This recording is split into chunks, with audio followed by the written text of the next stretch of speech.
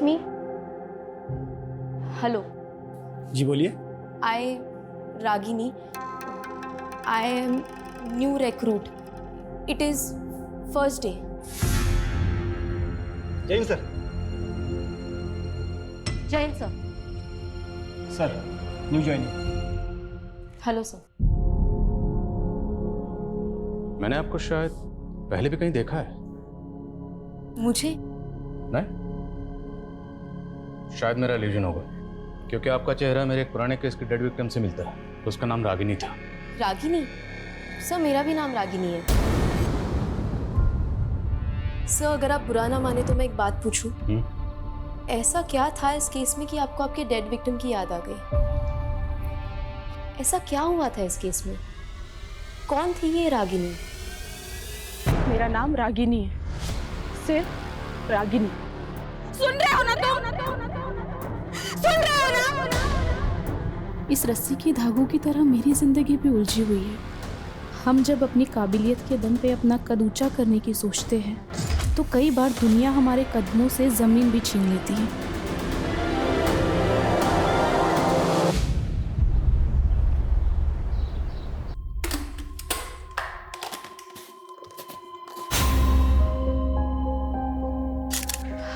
माँ मैंने खाना बना दिया है। आप पापा को शाम की दवाई याद से दे दीजिएगा, वरना ये तो भूल ही जाएंगे। और आप पापा प्लीज ये बीड़ी मत पीजिएगा, वरना फिर से आपके फेफड़ों में पानी भर जाएगा। मैं भी तो बेटी की कमाई खा खा कर घुटता जा रहा हूँ। इसी हताशा में न जाने कब बीड़ी मुंह में लग जाती है। ये कैसी बातें सोचते रहते हैं आप पापा? आप बस अपनी सेहत का ध्यान दीजिए। और हाँ, अगर आपने दोबारा बीड़ी पी ना तो मैं सच में आपसे बात नहीं करूंगी। अरे नहीं नहीं, देखो ऐसा हरगिज मत करना। चलो नहीं पीऊंगा। अरे पगली, मैं भी तो चाहता हूँ कि तंदुरुस्त हो जाऊं और कोई नई नौकरी ढूंढूं।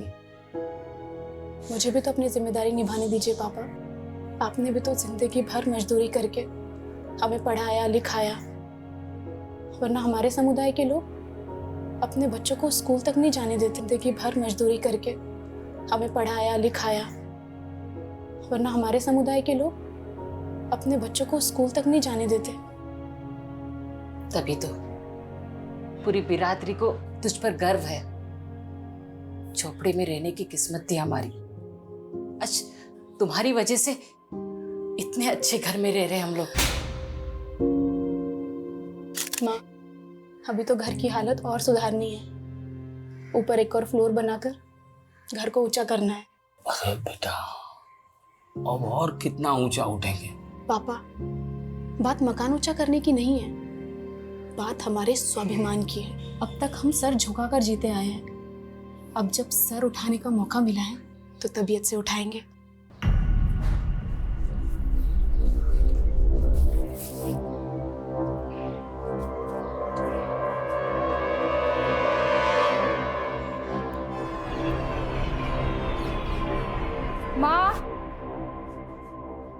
माँ एक कप चाय बना दो प्लीज। तेरी बहन सबके लिए खाना बना के ऑफिस भी चली गई, तू खुद के लिए चाय नहीं बना सकती? मेरी तुलना ना उससे मत क्या करो। तेरी तुलना में उससे करना भी नहीं चाहती। तू उसके एड़ी के बराबर भी हो जाए ना तो मैं गंगा नहा लूंगी।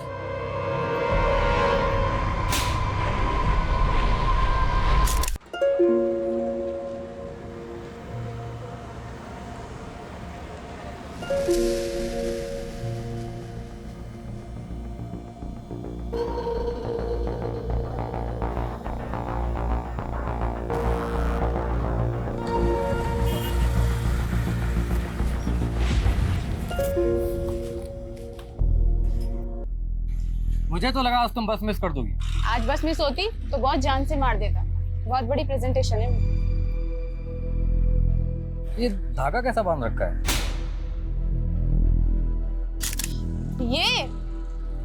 ये तो बस ऐसे ही। तू जो मुझे वो हॉरर क्लिप्स भेजना है ना, सपने में भूत आने लगे मेरे, उससे बचने के लिए बांधा है। तू भी इन तब तो विश्वास करती है। हंस मत, चल बस आ गई।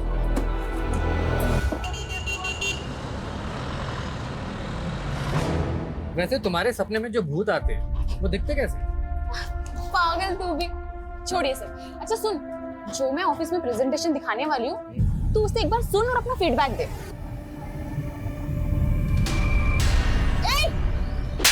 बदतमीज! ऐसे कैसे हाथ लगाया तूने मेरे को? टच कैसे किया तूने? अरे गलती से हो गया ना टच। तूने कल भी यही किया था, मैंने इग्नोर किया। अरे भाई साहब मत बोल कुछ। क्या चल रहा है? छेड़खानी करता है। भैया इसने कल भी यही किया था। अरे तू रुक ना। तुमने कल भी यही किया था। छेड़खानी कर रहा है तू बस में। कुछ नहीं किया है। मैडम कल से बस में नहीं आने दूंगा। कल भी इसने यही किया था।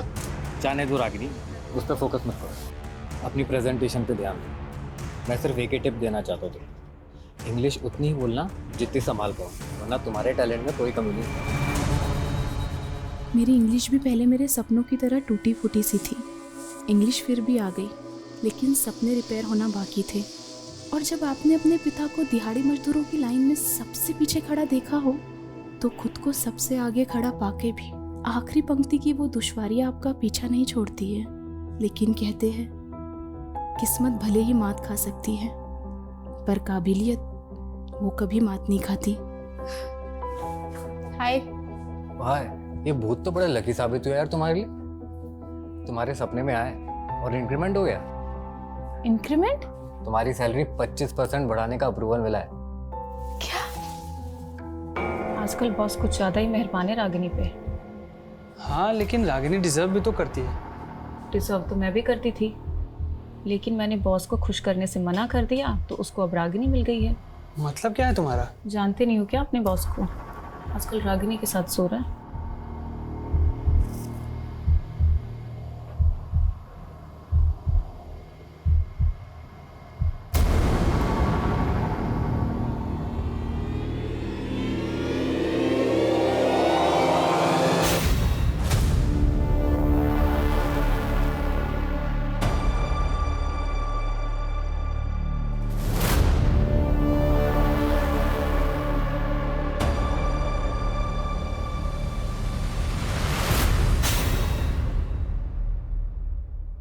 मैडम वो आपने न्यू बायोमेट्रिक एंट्री वाला फॉर्म भर दिया? हाँ पवन जी, भर दिया। ये लीजिए।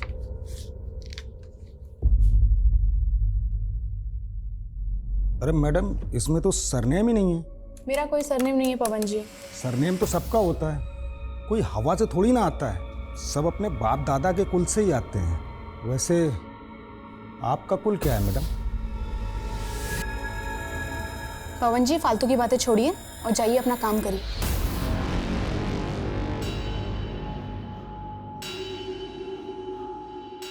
लाइए मैडम अपना फॉर्म दीजिए। जी आप ठहरे कुलवान व्यक्ति, क्यों ऐसे लोगों से उलझते हैं जो अपनी जात छुपाते हैं? मतलब ये कि रागिनी ठहरी आपसे नीचे वाली, और देखिए आपकी बॉस बन के बैठी है। कभी सोचा नहीं था कि ऐसे नीच लोगों की आवाभगत करनी पड़ेगी। रागिनी तुमने मुझसे अनजाने में जूठन उठवाई है ना, अब देख मैं तुझे जूठा खिलाता भी हूँ, जूठा पिलाता भी हूँ।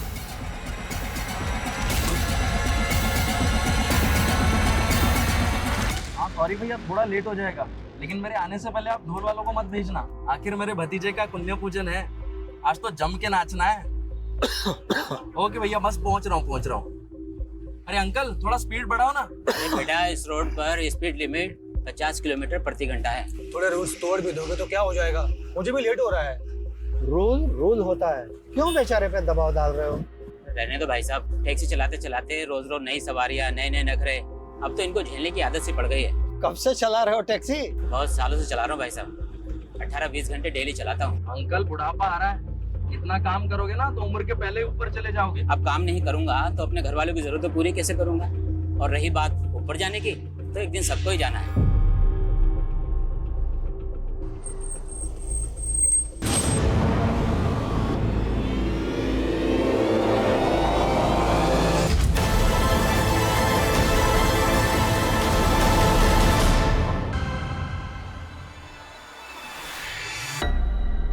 रागिनी फोन नहीं उठा रही है। 10 बजने को आया, कहाँ रह गई वो? अरे उसके दफ्तर में फोन करो ना। दफ्तर का नंबर तो गीतांजलि के पास है।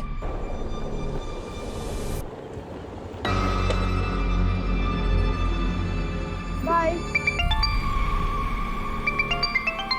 हेलो, रागिनी तुम्हारे साथ है? मेरे साथ क्यों होगी वो? वो दफ्तर से अभी तक घर नहीं आई, एक बार उसके दफ्तर में फोन करके पूछना। ठीक है।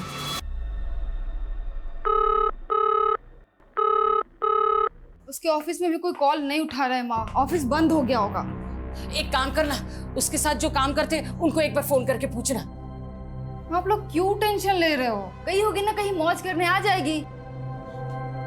क्या बकवास कर रही है ये? बकवास मैं नहीं कर रही हूँ पापा, और ये आप दोनों की गलती का ही नतीजा है। 27 साल की हो गई है, लेकिन उसकी शादी के बारे में आप लोगों ने नहीं सोचा, तो कहीं तो जाएगी ना अपनी जरूरती। जुबान है क्या कैची? बोलने से पहले ये भी नहीं सोचती कि सामने बाप खड़ा है।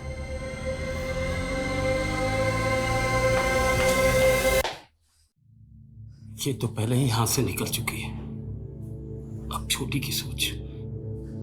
मैं जाता हूँ उसे ढूंढने। अरे आप कहाँ जाएंगे? वैसे ही आपकी तबीयत ठीक नहीं रहती। आप रुकिए, मैं जाती हूँ, आप रुकिए। अरे बेटी घर वापस नहीं आए, मैं यूं हाथ में हाथ धरे बैठे नहीं रह सकता। हटो। सुनिए पापा सॉरी, वो मैं कुछ ज्यादा ही बोल गई। चलिए मैं चलती हूँ आपके साथ।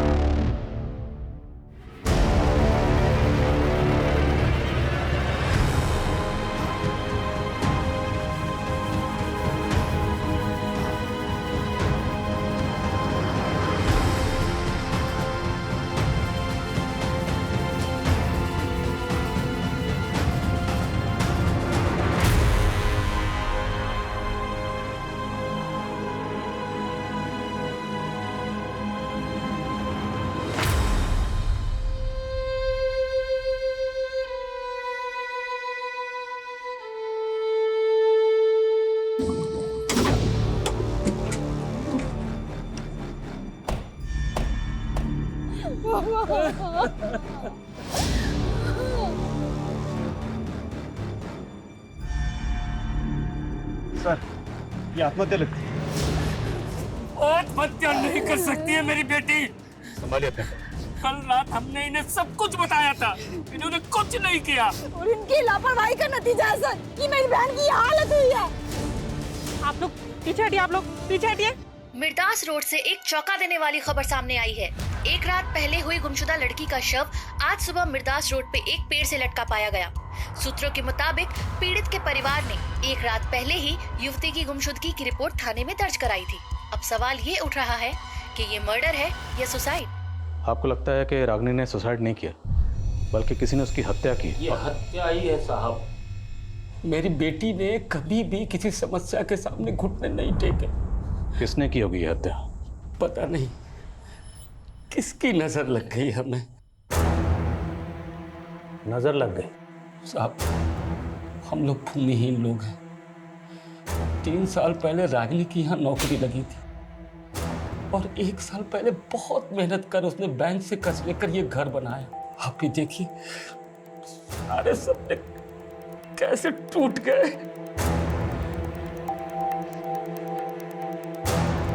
रागिनी घर से ऑफिस कैसे आती जाती थी?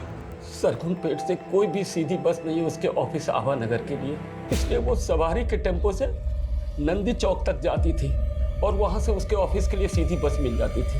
रागिनी आभा नगर अपने ऑफिस से बस लेकर पहले नंदी चौक आती थी, फिर यहाँ से शेयरिंग ट्रांसपोर्ट लेके अपने घर सरगुन पेट। लेकिन हमें रागिनी की लाश मिली मिर्दासपुर सरगुन पेट से 5 किलोमीटर आगे यहाँ से कट जाता है, और हमें रागिनी की लाश यहाँ 1 किलोमीटर अंदर मिली। और सर, इस पूरे रूट पे कहीं भी सीसीटीवी नहीं है। शर्मा, जब सीसीटीवी नहीं थे तब भी केसेस सॉल्व होते थे। इस पूरे रूट को स्कैन करो और ये भी पता करो कि रागिनी अपने ऑफिस से कितने बजे निकली थी। रागिनी मिर्दासपुर क्यों गई? वो वहां खुद अपनी मर्जी से गई या कोई उसे जबरदस्ती लेकर गया? ये सुसाइड है या अबैटमेंट ऑफ सुसाइड या फिर मर्डर?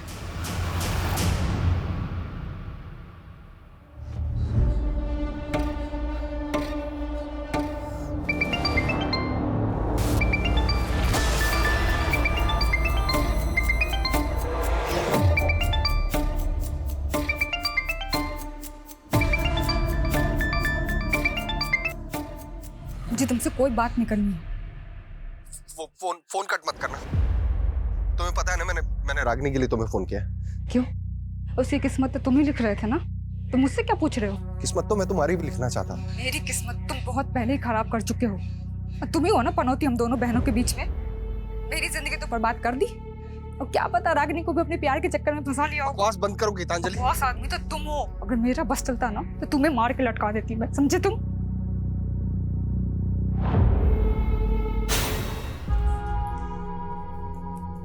गीतांजलि, ये सब क्या है? हाँ, मैंने तुमसे क्या कहा था कि 10,000 रुपए से ज्यादा खर्चा नहीं करना है, और तुम 27,000 रुपए उड़ा कर आई हो उन सब में। 10,000 में आजकल कहाँ कुछ मिलता है योगेंद्र? जितनी चादर हो ना उतने पैर पसारने चाहिए गीतांजलि। ये इतने महंगे ब्रांड्स के कपड़े खरीदने की क्या जरूरत थी? हाँ, एक तो महंगे के महंगे और ऊपर से ऐसे फटे हुए ऐसे भद्दे कपड़े। तो तुम्हें साड़ी पहनने वाली बीवी चाहिए, ये शादी से पहले बताना चाहिए था ना। लेकिन फैशन के नाम पे अपनी बीवी को ऐसे फटे हुए और भद्दे कपड़े नहीं पहनने दे सकता मैं। तुम्हें पता भी है ऐसे कपड़े पहनने से क्या होता है? दुर्भाग्य क्या आता है, गरीबी आती है। अच्छा, तो जो ऐसे कपड़े मॉडल्स पहनती है ना, उनका जाकर बैंक बैलेंस चेक करो पहले। डॉक्टर उसी ख्याल वाले से शादी हो गई मेरी। तुम कहना क्या चाहती हो? हाँ, हाथ छोड़ो। अपनी मर्यादाओं में रहो। देखो, हाँ छोड़ो। तुम कहना क्या चाहती हो? हाथ छोड़ो। तुम अपनी हद में रहो, ठीक है? दीदी पागल हो गई हो क्या? अपने पति पर ऐसे कौन हाथ उठाता है? और कौन सा पति ऐसे अपनी पत्नी पे हाथ उठाता रहता है? पता भी है तुझे? और तो मुझे मौत तक फिरता रहता है ये। आ गई वकालत करने। जीजा जी, जीना मुश्किल कर दिया तुम्हारी। संभालिए अपने आप को। दीदी की तरफ से मैं आपसे माफी मांगती हूँ।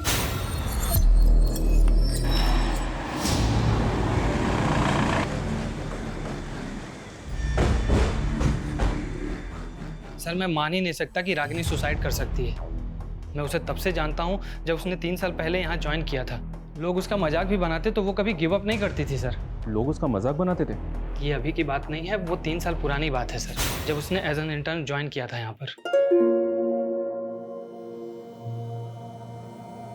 Excuse me ma'am, I prepare this report. I prepare नहीं, I have prepared this report होता है। वो पहले विजिता मैम की असिस्टेंट थी, लेकिन रागिनी ने अपनी लगन से ऐसा काम किया, 6 महीने पहले ही विजिता मैम क्या, हम सबकी बॉस बन गई। कल ही रागिनी का इंक्रीमेंट हुआ था सर। वो बहुत खुश थी। ऐसा हो ही नहीं सकता कि वो सुसाइड कर ले। क्या कोई ऐसा है जो उसकी तरक्की से जलता था? नो आइडिया सर, लेकिन लगता था वो अपनी पर्सनल लाइफ में थोड़ी डिस्टर्ब थी। तुम उसकी पर्सनल लाइफ के बारे में क्या जानती हो? नॉट मच सर, लेकिन इस बारे में आपको अरविंद काफ़ी कुछ बता सकता है। वो मैडम, रागिनी मैडम और अरविंद सर दोनों साथ में एक ही बस में आते थे और एक ही बस में जाते थे। कुछ शाम भी वो दोनों लोग एक ही साथ वापस गए थे। बस कौन सी थी? बस का नंबर बोलिए। मैडम, बस का नंबर तो नहीं मालूम, लेकिन बस रोज शाम को 5 बजे ऑफिस के सामने से निकलती थी।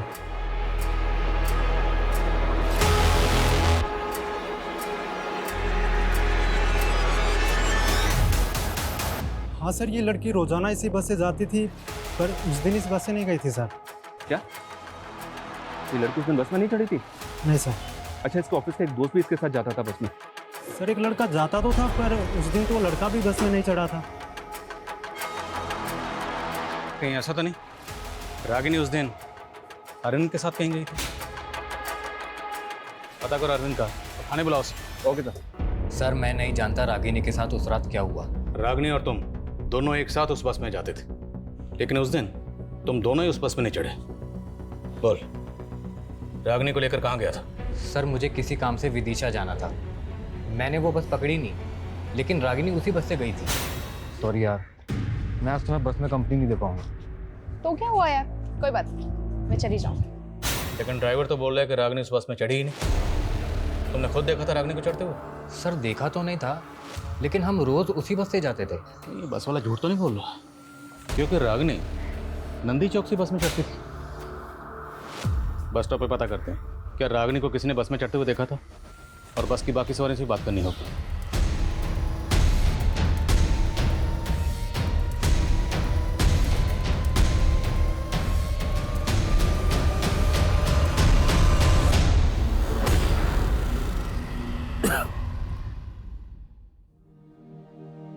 गिन चुन के 4 ही तो लोग हैं हम लोग, और ऊंचा मकान बनाने की क्या जरूरत है? बाबा, अब तक हम सर झुका के जीते आए हैं, लेकिन अब जब सर उठाने का मौका मिला है तो तबीयत से उठाएंगे।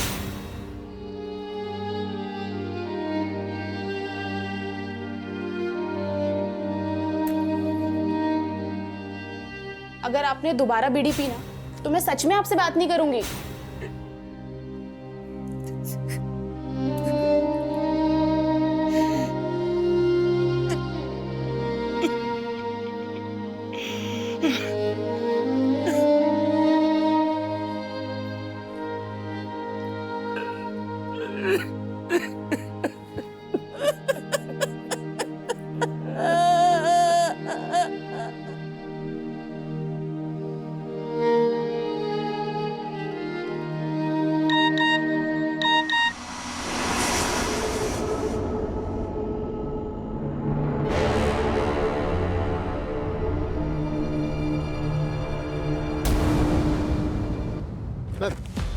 नंदी चौक के बस स्टैंड के पास रिक्शा वाला मुझे मिला। इसने रागिनी को उस शाम को यहाँ पे देखा था, लेकिन इसका कहना है कि उस शाम रागिनी बस से नहीं बल्कि किसी के साथ बाइक से आई थी। क्या देखा था आपने? उस दिन शाम को बाइक से देखा था और एक लड़की के साथ। वो हेलमेट पहना हुआ था। ये लड़का था? ये तो खुद उनके साथ आता था बस से, वो कोई और था। गाड़ी का नंबर? नंबर मुझे नहीं पता, लेकिन लाल कलर का बाइक था। क्या टाइम हो रहा होगा सर? करीबन 6 या 7 बज रहा था। मैम यहाँ आसपास कोई सीसीटीवी भी नहीं है। अरे कुछ तो होगा, आगे पीछे आसपास कहीं ना कहीं चेक करो। अब आगे एक पेट्रोल पंप है ना जी, वहाँ जाके चेक करो, हो सकता है उनके सीसीटीवी से पता चले कि रागिनी किस बाइक से आई थी।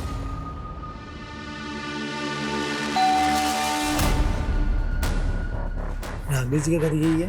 हाँ। मैम के कुछ पार्सल है।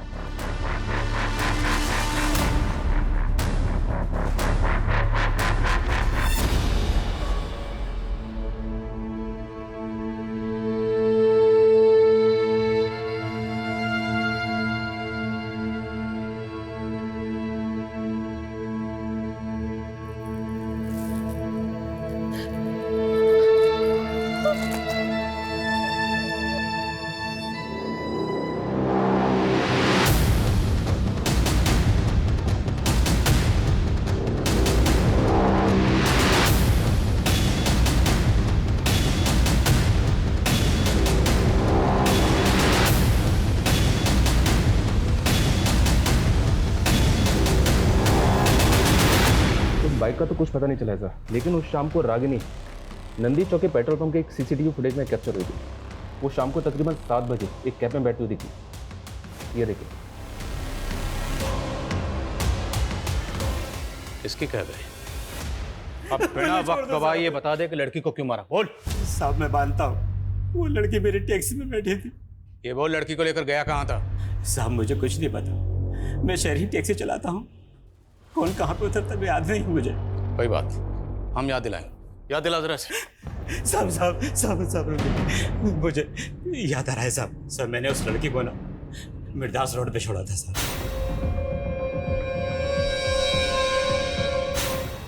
कितने बजे होंगे तब? सर उस वक्त 8 बजे होंगे। उस रात गाड़ी में और कितनी सवारियां थी? सर उस लड़के के अलावा 3 सवारियां और थी। कौन थी वो 3 सवारी? सर मैं पहचानता नहीं उनको, शहरी टैक्सी चलाता हूँ ना, अलग अलग जगह से चढ़ी थी। वो सवारियां उतरी कहाँ थी ये तो याद होगा? सर वो पहली सवारी तो कीर्ति नगर उतरी थी और दूसरी वृंदापुर और तीसरी मालवीपुर उतरी थी सर। वो लड़की रागिनी हर रोज नंदी चौक से अपने घर सरगुनपेट जाने के लिए शेयरिंग ट्रांसपोर्ट लेती थी,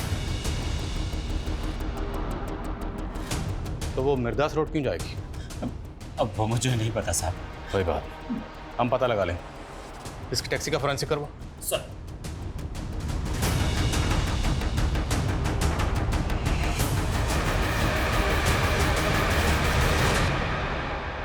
निमिष, तुम्हारी टैक्सी में ई वॉलेट बारकोड है ना? हाँ साहब है। तो पैसेंजर से पेमेंट कैसे लेते हो? ई वॉलेट से या कैश? सर ई वॉलेट से भी और कैश भी, दो। साहब एक सवारी ने तो ऑनलाइन किया था और बाकी ने कैश। ट्रांजैक्शन दिखा और उस लड़के को जहां उतारा था वो लोकेशन दिखा।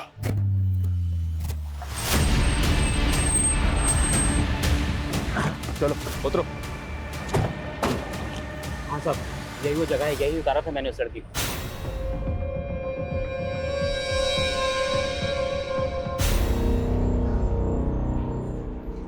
वो जगह यहाँ से 1 किलोमीटर दूर है, यहाँ पर रागिनी की लाश लटकी हुई है। सर यहाँ आसपास कुछ घर दिखाई दे रहे हैं। हो सकता है कि रागिनी या किसी के घर पे आई हो। उस रात को किसी ने रागिनी को यहाँ आते जाते देखा। रागिनी के घर वालों ने ऐसा कुछ कहा नहीं कि उनकी जान पहचान का यहाँ कोई रहता है। फिर भी पता करो। ओके सर, विकास। हाँ समझ। सर उस शाम कैब वाले को रमेश कुमार नाम के एक आदमी ने ई वॉलेट से पे किया था। सर ये आदमी कीर्तिनगर में रहता है, मैंने उसे बुलवा लिया। ठीक।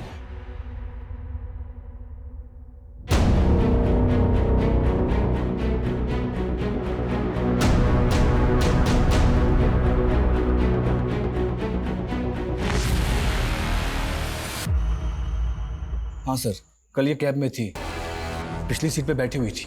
तुमने इस लड़की के साथ कहाँ तक ट्रैवल किया था? शायद मिर्दास रोड। इस लड़की, तुम्हारे और टैक्सी ड्राइवर के अलावा टैक्सी में और कितने लोग थे? सर 2 जन और थे। एक अंकल थे, बहुत बुजुर्ग, बार बार खांस रहे थे, और सर एक लड़का था, यंग। कौन थे वो दोनों, जानते हो? नहीं सर, मैं नहीं जानता। वो दोनों एक दूसरे को जानते?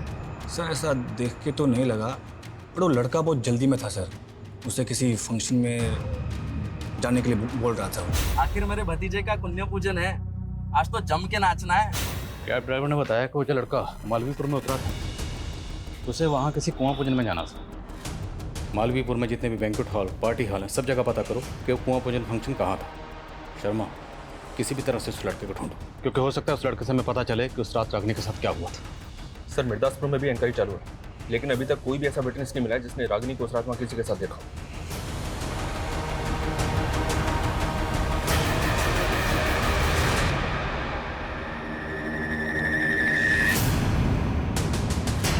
सर रागिनी के घर से फोन था, उसकी फैमिली आपसे मिलना चाहती है। रागिनी ने ऑनलाइन पोर्टल से रस्सी मंगवाई थी जो अब डिलीवर हुई है। जी सर। सर कुछ समझ में नहीं आ रहा है कि उसने ये रस्सी क्यों मंगवाई। सर पिछले 2 महीने में 3 बार वो ये रस्सी ऑर्डर कर चुकी है। तो ये रस्सी जिस अकाउंट से ऑर्डर की गई थी वो गीतांजलि 123। गीतांजलि सर मेरा ही अकाउंट है, हम दोनों एक ही अकाउंट यूज करते थे।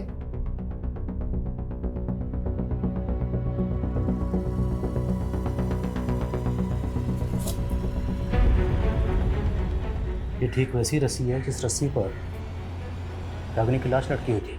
हाँ सर, इसीलिए लगा कि आपको बता देना चाहिए। पर आप तो कह रहे थे कि रागिनी सुसाइड नहीं कर सकती, जबकि आपकी बेटी कह रही है कि रागिनी पिछले 2 महीने से ऐसी रस्सी मंगवा रही थी। तो क्या रागिनी 2 महीने से सुसाइड के बारे में सोच रही थी?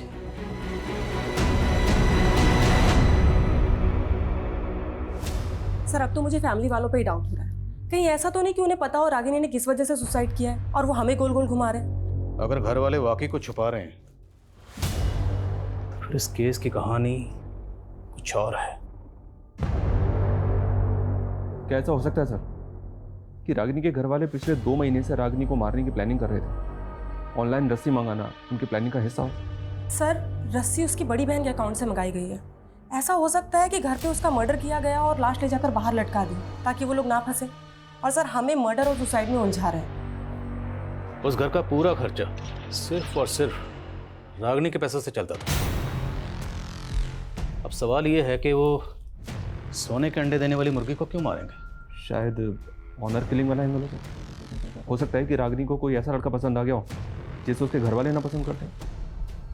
देखो अरविंद रागिनी के काफ़ी क्लोज था, पर वो ये नहीं मान रहा कि उसका रागिनी के साथ अफेयर भी था। तो क्या ये मुमकिन है कि रागिनी किसी और लड़के को मिलने के लिए मिर्दासपुर गई? लेकिन सर मिर्दासपुर में कुछ नहीं मिल रहा है। रागिनी के सोशल मीडिया अकाउंट्स चेक करो, क्योंकि इस रस्सी ने इस केस को और भी उलझा दिया है। लेकिन रागिनी की मौत का इस रस्सी से कोई तो राज जुड़ा है।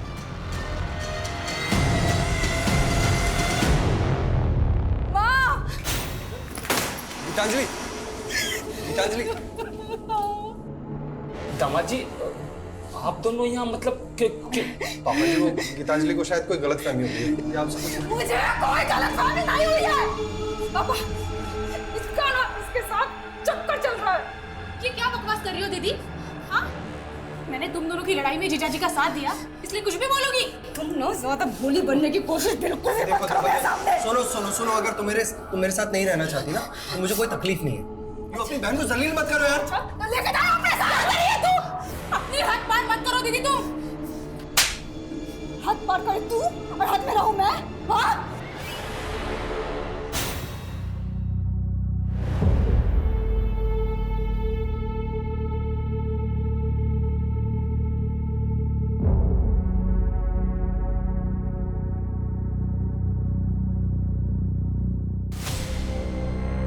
गीतांजलि, कहीं तू हमसे कुछ छुपा तो नहीं रही है ना?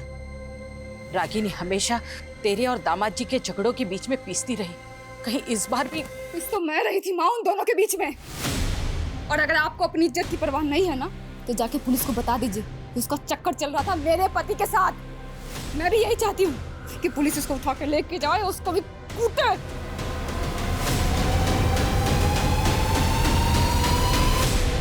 उस रात मालवीपुर के एक पार्टी हॉल में एक बच्चे का कुआं पूजन था और रमेश के मुताबिक जिस बच्चे का कुआं पूजन था वो उसका भतीजा था। हमने इस फंक्शन की गेस्ट लिस्ट निकाली। बच्चे के फादर के जितने भी ममेरे, चचेरे और दोस्तों की ये तस्वीरें हैं। जो लड़का तेरी टैक्सी में बैठा था, क्या इन तस्वीरों में से कोई है?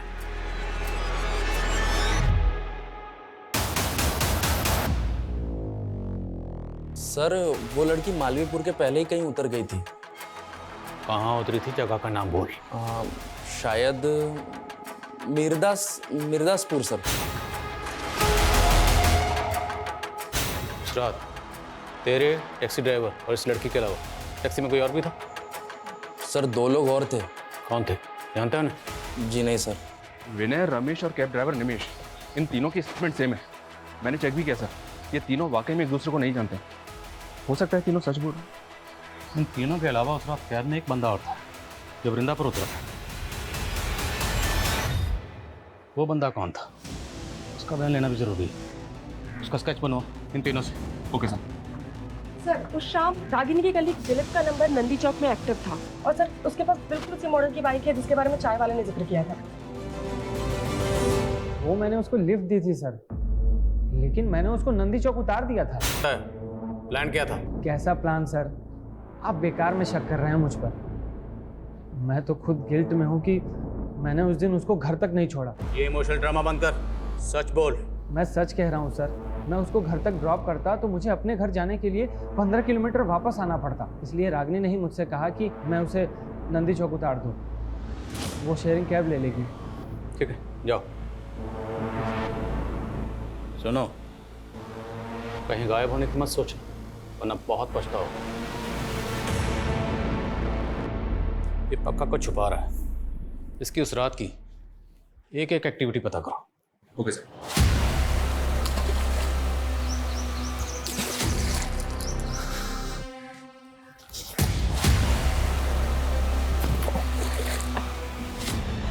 सर, रागिनी की डिटेल पोस्टमार्टम रिपोर्ट। उसकी मौत फांसी लगने से ही हुई है और मौत से पहले उसके साथ गैंगरेप भी किया गया।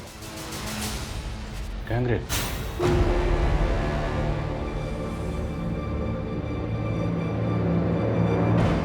ये भी तो मुमकिन है कि जिन लोगों ने उसका गैंगरेप किया उन्हीं लोगों ने उसको मारा, रस्सी से बांधा और पेड़ पर लटका दिया। लेकिन वो रेपिस्ट है कहाँ? रेपिस्ट तो रेपिस्ट। हम तो अभी तक ये भी पता नहीं लगा पाए कि रागिनी मिर्दासपुर क्यों गई थी। आसमान सर, वृंदापुर में उस चौथे आदमी का स्केच आइडेंटिफाई हुआ है। मंजुल नाम है सर उसका। लाओ से। हाँ सर, वो लड़की थी उस कैब में और मिर्दासपुर उतरी थी। उस लड़की का गैंगरेप हुआ था और फिर मर्डर। अगर कुछ भी जानते हो तो बता दो। सर, मेरे बच्ची जैसी है वो। मैं खुद हैरान था कि इतनी रात को वो उतरी क्यों।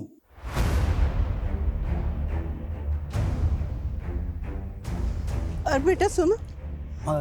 बेटा इतने दिनों से मैं यहाँ इतनी पुलिस आते हुए देख रही हूँ, बात क्या है? अरे लड़की की आत्महत्या की है ना, उसकी इंक्वायरी चल रही है।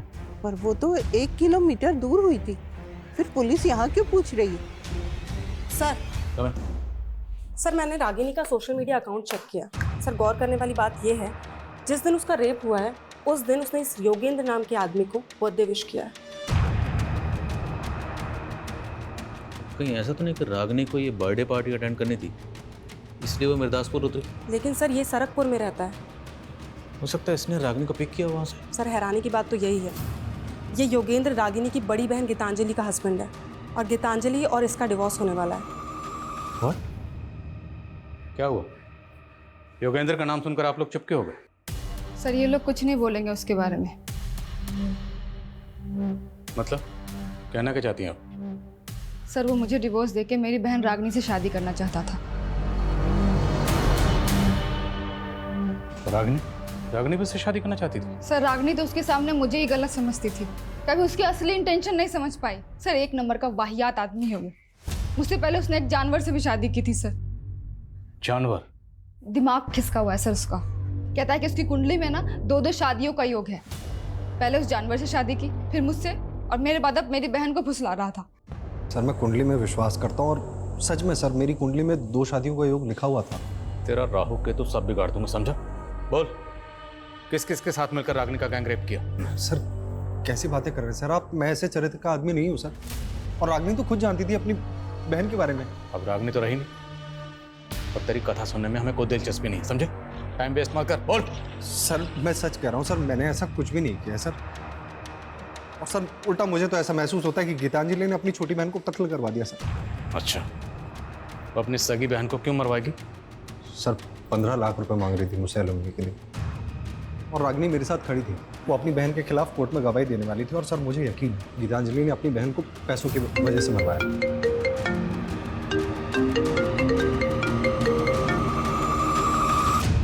बोलो।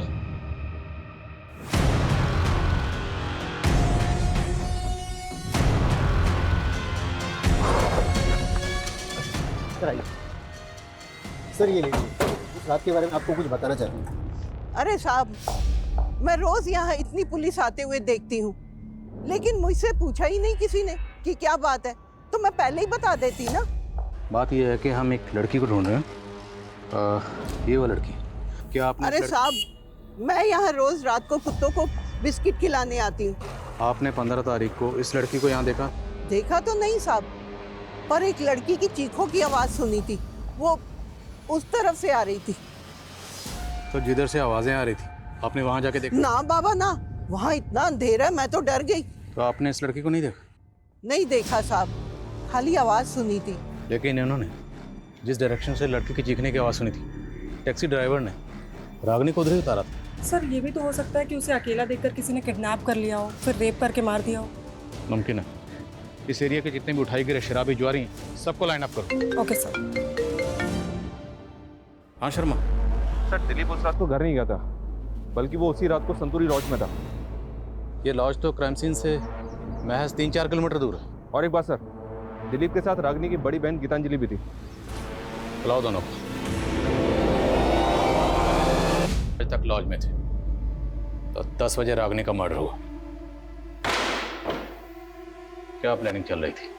एक्चुअली सर हमारा अफेयर चल रहा था, इसलिए हम आपको सच नहीं बता पाए। तू 2 बार पहले भी झूठ बोल चुका है, अब अगर झूठ बोला ना तो उल्टा लटकाऊंगा, समझे? बोलो। सर मैं अपनी बहन का मर्डर क्यों करवाऊंगी सर?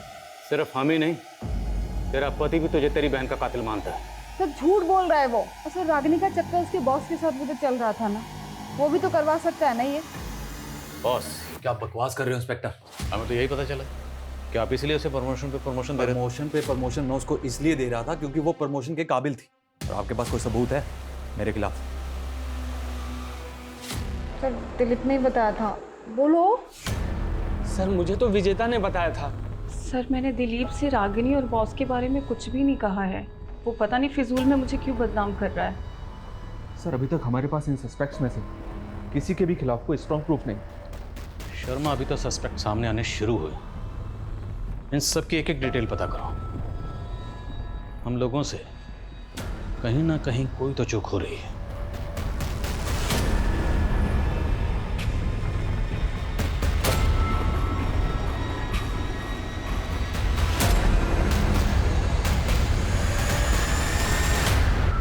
रागिनी, तुम्हारी कुंडली देखकर तो ऐसा लगता है कि तुम कोई ना कोई बड़ा मिरेकल करने वाली हो, लेकिन एक दोष है और वही तुम्हारी समस्याओं का कारण है। कैसा दोष? बड़ा भारी दोष है। सर, हमने इन तीनों की बारीक से बारीक डिटेल निकाली है। निमेश के बारे में कुछ बातें पता चली है। कैसी बात है? ये वर्कहॉलिक है सर, 3-3 शिफ्ट में टैक्सी चलाता था, लेकिन उस रात के बाद से ना तो इसने टैक्सी चलाई है और ना ही अपने मोहल्ले के बाहर निकला है। डरा हुआ है क्या? पता नहीं सर। और ये रमेश, ये भी ऑफिस नहीं गया था और ना ही बिना कॉलेज। ये तीनों के तीनों एक ही बयान दे रहे हैं। अब ये सच बोल रहे हैं या झूठ, ये पता लगाने का वक्त आ गया। साहब मैंने कुछ नहीं किया, मेरी तबीयत खराब थी साहब। दिमाग खराब मत कर, तेरी टांगे तोड़ दूंगा, समझे? रमेश, मंजुल और विनय सब बोल चुके हैं, अब तू बोल।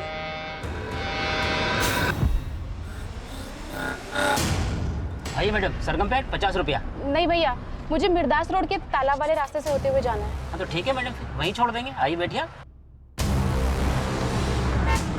वो लड़की पीछे सीट पर बैठी थी और साथ में 3 लोग जो बैठे थे उस लड़की के साथ बदतमीजी कर रहे थे। मैं तो लड़की को बचाना चाहता था, इसलिए मैं उस लड़की को मिर्दास रोड पे उतार रहा था। उन लोगों ने मुझे जान से मारने की धमकी दी। फिर जो जो वो बोलते रहे मैं करता रहा। उन्होंने आगे जाके गाड़ी रुकवाई और उस लड़की के साथ रेप किया।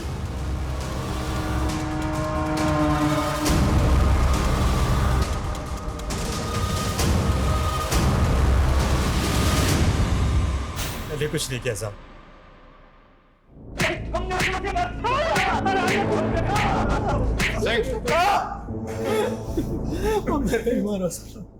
उन तीनों जानवरों ने उस मासूम को गिद्ध की तरह नोचा। तो तेरी तो बेटे की उम्र की थी। रेप नहीं किया बल्कि उसको मार दिया। नहीं, हमने कुछ नहीं किया साहब, हमने तो उसको जिंदा छोड़ दिया था। हाँ सर, निमेश ने हमें उसके बाद हमारे घर छोड़ दिया था। सर हम वहां से गए तो वो जिंदा थी। सर सच में हमने उसे नहीं मारा। तुम्हें 7 मंगलवार ऐसे ही पानी में रस्सी को बहाना और फिर देखना तुम्हारी समस्या कैसे खत्म होती है। ये काला धागा, इसे हमेशा अपने हाथ में बांधे रखना है ना।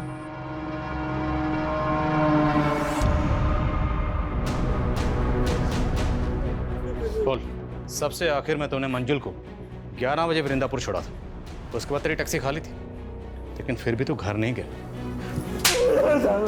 घर गया सुबह, कहाँ था रात पर? बोल बोल, वरना रेप और मर्डर के चार्जेस लगाऊंगा तुझ पर। नहीं साहब, नहीं साहब, मैंने पहले रेप नहीं किया, पर वो लड़की मेरे दिमाग में बार बार घूम रही थी। मैंने पहले उन तीनों को घर छोड़ा, फिर मैं वहां गया था साहब।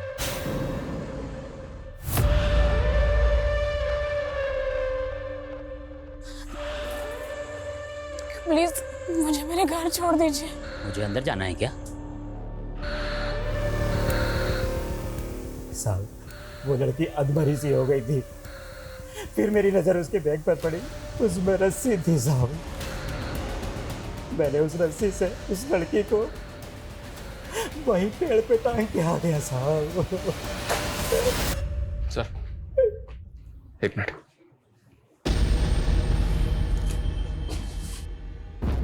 सर, इस क्राइम का मोटिव कुछ और ही है। मैं उसे सबक सिखाना चाहता था। मुझे पता था वो रोज इस शेयरिंग टैक्सी से आना जाना करती है, इसीलिए मैंने प्लान बनाया। मैं और विनय अलग अलग जगह से चढ़े, लेकिन हम जब गाड़ी में चढ़े वो बैठी भी नहीं थी। लेकिन उसने जब मुझे देखा, पड़ोसी है, सोचा होगा सेफ रहेगी, इसलिए गाड़ी में बैठ गई। मैंने छेड़खानी शुरू कर दी। मैंने सामने बैठे वाले रमेश का मिजाज भी पढ़ लिया था। ये क्या बदतमीजी है ये? भैया भैया गाड़ी रोको। ड्राइवर ने जैसे ही उसे उतारा, हमने उसे दबोच लिया। क्या बिगाड़ा था उसने? मैंने उसको समझाया था उसका घर हमारे घर से ऊंचा ना करे, लेकिन उसने हमारी नहीं सुनी। मैं उनकी जात वालों के घर का पानी भी नहीं पीता और मैं नहीं चाहता था उसके घर की परछाई में हमारे घर पर पड़े। शर्मा,